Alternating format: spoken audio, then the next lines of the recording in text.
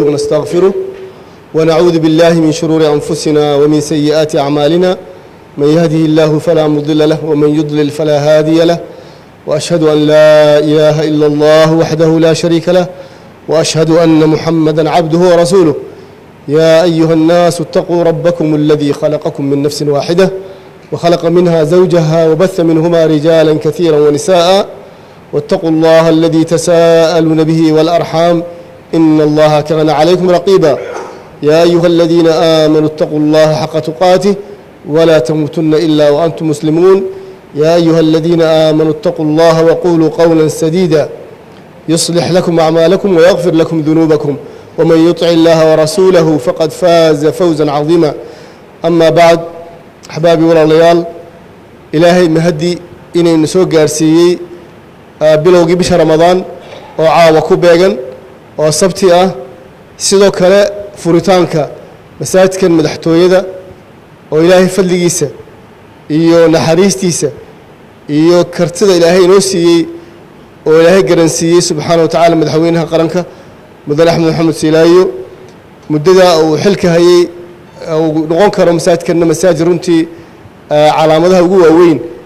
oo ka hadhi doona insha allahu oo raadkii ugu wanaagsanaa ee ugu qiimaha badna abid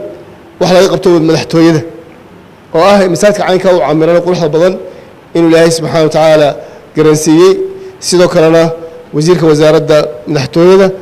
oo runtii har iyo habeen isaga iyo staafkiisa kala duwan gaar ahaan axmed ismaaciil oo isna runtii maxamed ismaaciil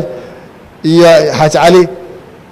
oo runtii aan u kala hadhin mar kaliya har iyo habeen inay jeegareeyaan oo ay dhisaan oo ka shaqeeyaan runtii aad iyo aad baan iyaga mahad celinayaa xil weyn oo runtii anigu aan lahaa ayay runtii iga qaadeen ilaahayna subxaana taala ka abaaliyo ilaahay miisaanka xasanaadka dhammaantoodba ha saaro sidoo kale waxaan aad iyo aad ugu mahadnaqaynaa shirkaddii dhistay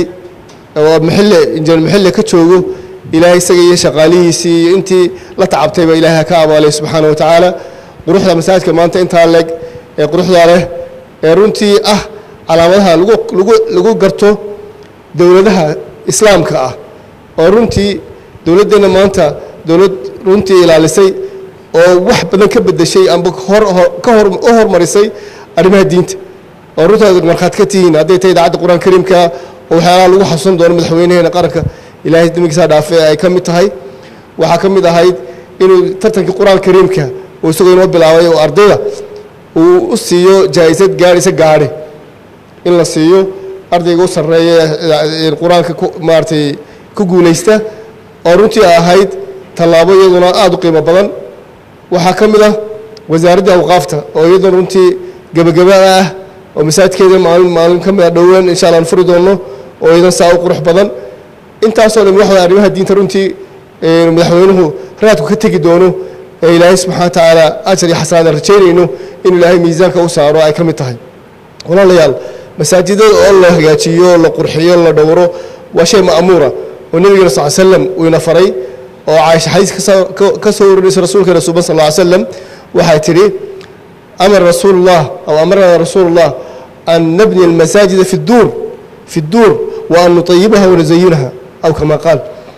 yani xadiiskaas waxay tilmaamaysaa nabi maxamed inuu faray asxaabta in masaajidada xaafadaha iyo maxaa tuulooyinka laga dhiso oo la qurxiyo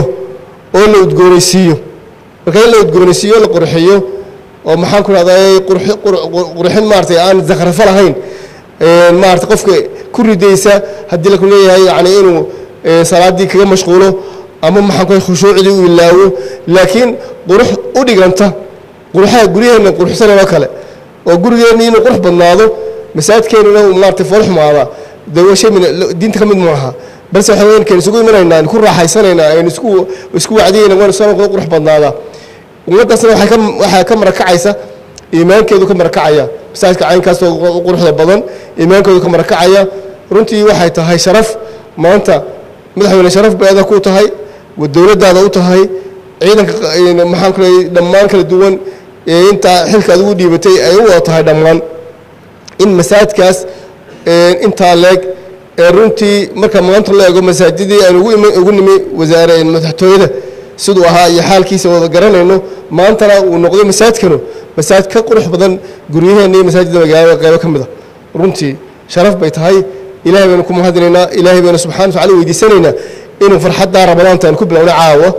iyo maxaan ku raadaayay soo dhaweynta ramadaan soo dhaweynayno oo habeen qaaliya ah runtii habeen ilaahay naxariistiisa noo furay habeen ilaahay subxaanahu wa tacaala shaydaankii naga xidhay habeen ilaahay subxaanahu wa tacaala uu naxariistiisa ballaadhnayd uu ku bilaabay waayo rasuulku wuxuu sal sallam ramadaantu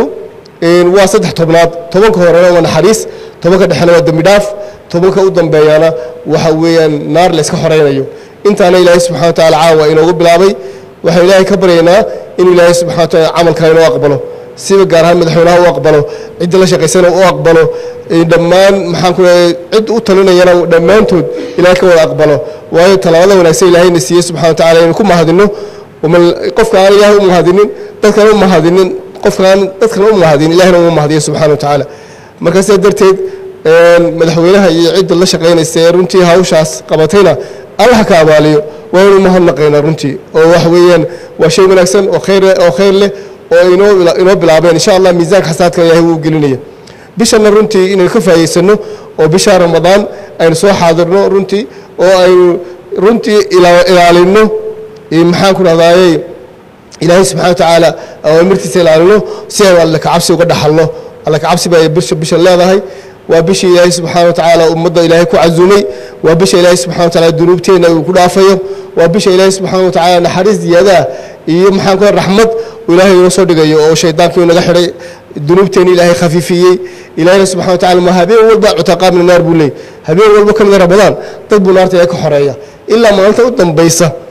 inuu dadkii intuu xoreeyay in ka badan uu maantaas habeenkaana xoreyn doono haddii alla yidhaahdo kuwa ilaahay naarta ka xoreeya allah naga dhigo kuwa ilaahay subxaanahu wa tacaala xaqa waafajiya allah naga dhigo ilaahay wuxuu yidhi camalkaa barakaysan iyo quruxdaa maanta aynu qaadanay ilaahay cajar iyo xasanaad naga siiyo ilaahay wuxuu ku disanayna ilaahay subxaanahu wa tacaala dhibaatooyinka naga dul qaado ilaahay wuxuu ka baryaynaa subxaanahu wa tacaala sidaa uu raxmaadka roobka inoogu shubay ilaahay naxariistiisa kale inoo furo naxariistiisa quruxda badan ilaahay inoo furo ilaahay reer miyigeena gaajoonaya ilaahay subxaanahu wa tacaala naxariista nicmo allah u furo ilaahay subxaanahu dhaqaalaha allah inoo hagaajiyo ilaahay subxaanahu sicir bararka iyo dhibaatada haystana ilaahay fadliga masaajidkan iyo fadliga khayrkan ku shaqaynayno ilaahay subxaanahu haynagu furo ilaahay subxaanahu wa tacaala dhammaanteenba haynagu dambi dhaafo khayrka dhammaanteen allah ina siiyo jazaakum allahu khayra وصلى اللهم وسلم على سيدنا محمد والحمد لله رب العالمين إن شاء الله كلمة احتارنا تراويح دحية أيين كجري دونا هدي الله يلاهضو وجزاكم الله خير